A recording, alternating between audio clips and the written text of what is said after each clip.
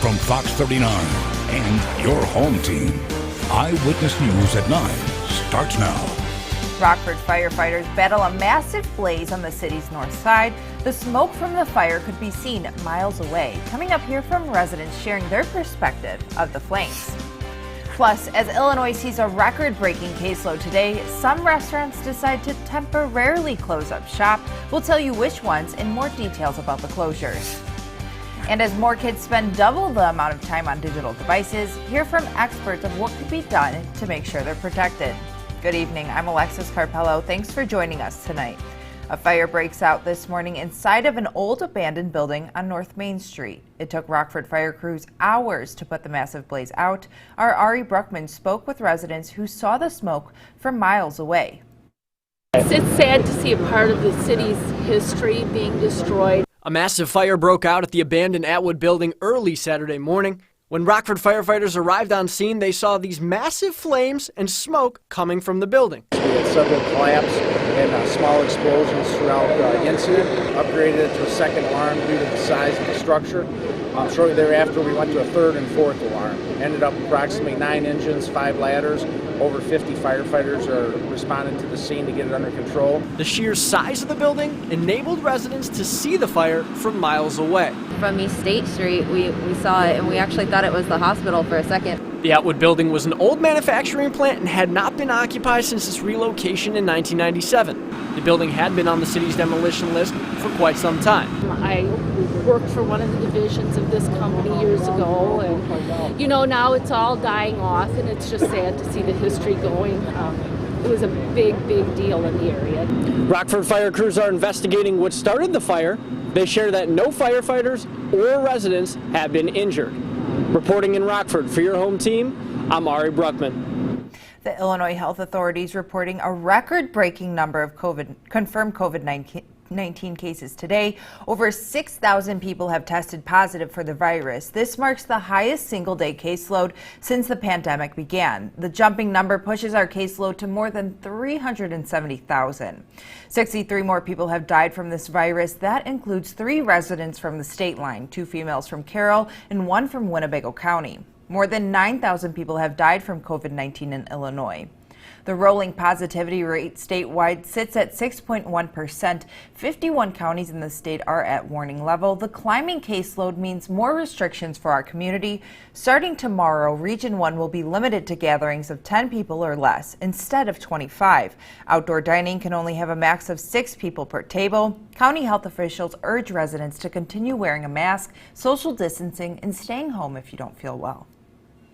With those new restrictions, owners of both Giovanni's restaurants and the Norwegian will be temporarily closing after this weekend. Starting Monday, Alchemy and Legacy will be closed. Takeout service will also stop. Owners say they plan to reopen when case numbers go down. Now, for the Norwegian, also plans to close up shop Monday, except they share what they're calling their last Hail Mary efforts to open up as a shop. They plan to sell homemade jams and other items. Rockford Mayor Tom McNamara takes to Twitter saying on Monday, City Council will be reducing 50% of annual liquor license fees to help Forest City restaurants during this time. He mentions how bars and restaurants are being asked to carry the brunt again economically as we fight the spread of this deadly virus. 2 locations in Rockford are open for you to cast your ballot early this election. Rockford Board of Elections office on 6th Street and a few blocks away, Emmanuel Episcopal Church on Church Street are both early voting locations. Both locations are open weekends from 9 to 5. Weekdays, the election office opens from 8 to 7. The church on weekdays is open from 8:30 to 7. Keeping kids safe online has become a growing issue with the pandemic. Kids have been spending a majority of their time learning and socializing on digital devices. With the increased online presence, health experts share there is a need for extra safety precautions. An OSF medical director says teaching children young the importance of stranger danger can help prevent incidents like identity theft in the future. If someone asks them information like where they live, what town they live in, what's your mommy's name or your daddy's name, they'll just give out all that information, not realizing they shouldn't. But even identity theft can be a problem. It doesn't take much information to steal someone's identity. So they need to know what's okay to give and what's not okay to give, and that maybe that person they're talking to isn't another child. She says the best way to control an issue is by having open communication with your child. State line cross country athletes laced up their shoes and hit the ground running. The 2020 AAU Central District cross country races were held at Clarence Hicks Memorial Park in Rockford. Athletes range in ages from 6 to 18. The distances of the races also varied from 1Ks to 5Ks. Both boys and girls were running. Organizers share why they wanted to host the events at Clarence Hicks Park. It's an awesome course. I mean, this is a place that we thought about for soccer and football, but then when we looked at the layout compared to other parks, and this had a phenomenal layout for cross country. For more information about the Amateur Athletic Union, find this article on mystateline.com. A police department in Illinois is taking action against an officer involved in a fatal shooting that sparked outrage. Eva Pilgrim has the latest. Overnight, an Illinois police officer involved in the shooting of a black man fired. Officials in the city of Waukegan say they terminated the officer that discharged his firearm during that incident for multiple policy and procedure violations. The officer is accused of killing 19-year-old Marcellus Stinnett and wounding his girlfriend Tafara Williams. The shooting sparking outrage, with protesters demanding justice. There was no warranty for this. Police brutality is going too far. It all started Tuesday night when Waukegan police say they were investigating reports of a suspicious vehicle. Officials say the car sped off. That officer exited his vehicle, and the vehicle that he was investigating began to reverse towards the officer. The officer then pulled out his duty weapon and fired into the vehicle. Those gunshots killing Stinnett and wounding his girlfriend, who was sitting in the driver's seat. Tafara and justice will be served because they left you to speak for the ones that can't speak. Williams' attorneys tell the relative speed of the officer's firing is a direct result of police reforms created by other high-profile cases of black men and women being shot by police, saying the cry for systemic change is heard loudly across the country in Tafara's name and Marcellus's. Hands up! Don't shoot! As demonstrators gathered in Waukegan this week, the victim's family are looking for answers and closure. And the police officer, he's forgiven. Amen. I have to forgive him. Yes. That's what God wants me to do. Yes. That was Eva Pilgrim reporting. Now, your first warm weather forecast with meteorologist Joey Marino.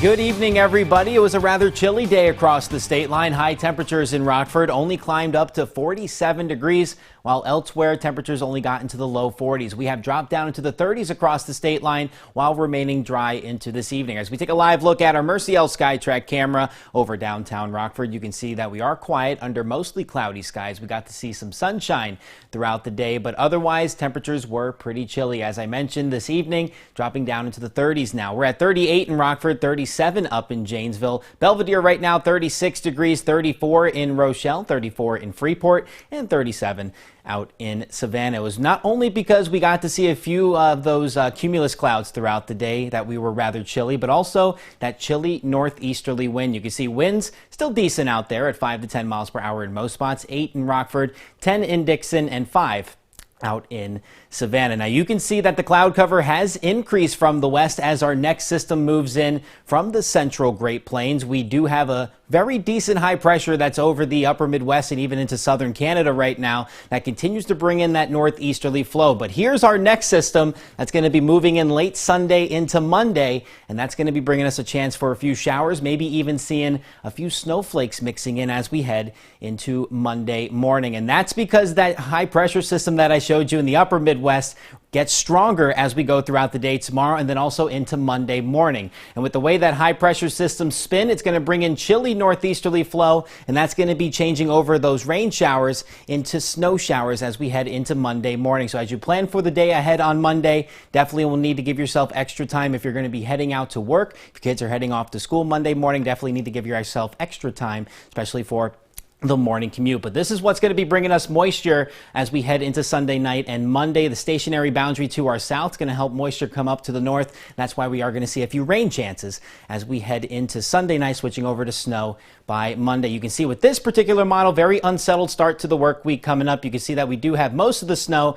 staying off to our north as we head into Sunday night and into Monday morning. But then once that chilly northeasterly wind changes over that to snow by Monday morning, it's going to be light as we get into Monday morning. We won't see much accumulations from this upcoming system. Could make conditions a little bit slick as we head into the morning commute on Monday. Should taper off by Monday afternoon as we get to see partly cloudy skies heading into Monday evening. But overall, make sure that you prepare for a very chilly week ahead, especially as we head into the start of the work week. You can see temperatures tomorrow, 12 degrees below average, 17 on Monday, 15 on Tuesday. We get a little bit of warmth to move in by the end of the work week as we see high temperatures climb into the 50s. But overall, we are going to see temperatures tomorrow similar to today in the upper 40s. We'll have a mix of rain and snow going into Sunday night and into Monday morning. We dry out for Tuesday, but you can see as we head into the end of the work week, warmer temperatures do make an appearance. 50 by Friday, then 54 for Halloween. Now the Napleton Sports Desk with David Greenberg. High school fall sports in the state line are beginning to wrap up. There was lots of regional cross-country action, so let's get right to it. There was a solid crowd on hand for the Guilford Regional over at Sports Core 2. Let's start with the girls' race, picking it up around the first corner. You see Guilford's Michelle Gasman in a tight pack in third place. She stood firm in third all the way until the very end when she turned on the jets and ran away with it, winning by almost 15 seconds. Despite the win, Guilford came in sixth place as a team, with Hononegah capturing second thanks to placing 3 runners in the top 10. Afterwards, Gasman discussed her strategy of playing the long game. So I knew that they were going to go out fast, and I kind of paced myself so I wouldn't go out too fast. So I still had a lot at the end, so I stayed behind them for most of it, and then at the end I started to challenge them. So kind of just took it from there then. To the boys' race, there was a lot of high-level competition in the field today. These boys showed how close it would be right from the get-go. Check out the first turn. Look at this huge group of runners. It would thin out from there, and Auburn's Peter Maculin would be one of those to separate himself. Here he is in the home stretch. His time of 16 minutes 10 seconds was good for second place behind DeKalb's Riley Newport. Maculin helped the Knights to a 5th place victory. Hononegah finished one spot better in 4th. Nathan Hallbrader was their highest place finisher, coming in 9th. As a senior, next week at sectionals will be Maculin's final high school race, and he said he's got one goal in mind. My mindset is find that guy who beat me and beat him at sectionals. I always try and push myself to be better, and I think that physically I'm there. It's just being able to make the right move at the right time, and that's all I've been trying to do, just keep improving. There was another regional cross-country meet at Oregon for Class 1A teams. The Winnebago girls went in as the heavy favorites, and they didn't disappoint. They won the team championship. Their top 5 runners all placed in the top 11. As usual, senior Natalia Martino led the way. She was the individual champion. She won by 10 seconds. Marissa Rogensack and Renee Rittmeyer took 3rd place and 4th place for Winnebago, and Sophia Martino was 6th. Rockford Christian finished 2nd in the team standings, with Kelly Jardina taking 5th place. Winnebago and Rockford Christian advanced to the Seneca sectional next week. My goal today was to be able to try and win it again, because then I would be the 4-time regional champion, and I was able to accomplish that. In the boys' regional at Oregon, Rockford Christian dominated. Seniors D'Artagnan Beaver and Stephen Thomas finished 1st and 2nd. Not far behind them were teammates Weston Forward in 4th place and Ethan Walsh in 5th. Rockford Christian advances to the Seneca sectional along with East, Dubuque, Byron Dupek, and Rockford Lutheran. We're a great team. We don't really have any big name superstars, so we got a bunch of guys who just work hard and work every day. Our team spread is good for pack running, so breaking up the sections and running in waves is kind of hard for our team, but all of our guys did good running solo. At Byron, it was the girls' swimming and diving sectional. This is Byron Jr. Lacey Long pulling off a reverse 1 1/2 somersault tuck. She won the diving. Next, it's the 200 freestyle. Byron sophomore Audrey Kilmer takes that event. In the 200 individual medley, Byron Jr. Kate Schilling holds off Auburn sophomore Ursula Koch. Next, it's the 50 freestyle. Boylan's Nia Karras not only won, she set a new sectional record. She later set another sectional record time when she won the 100 freestyle. Karras was named the swimmer of the meet. Byron won the team championship. Boylan finished second and Hononegah third. Today marked the return of Big Ten football. Let's head over to Lafayette where the Hawkeyes broke a 7-7 tie on a 1-yard score from Mackay Sargent. Late in the fourth, Purdue trailing in the red zone. Aiden O'Connell hooks up with David Bell for the score. That gave them the 24-20 lead, and that would do it from there. Boilermakers improved to 1-0.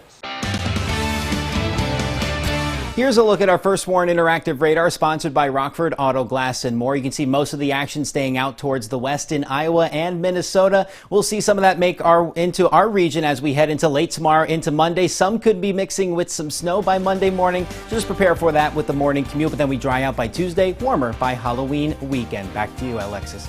That's our show. Thanks for joining us. Have a great night.